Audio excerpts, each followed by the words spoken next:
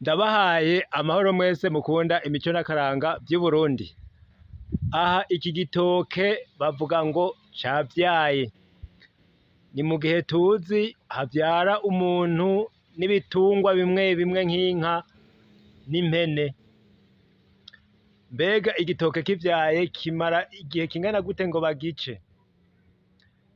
Iki citwa umusare. Reka tuzorabire hamwe igihe kizoba ceze, tuzogice turabe amezi kizomara. Murakoze rero mwese, mugire amahoro.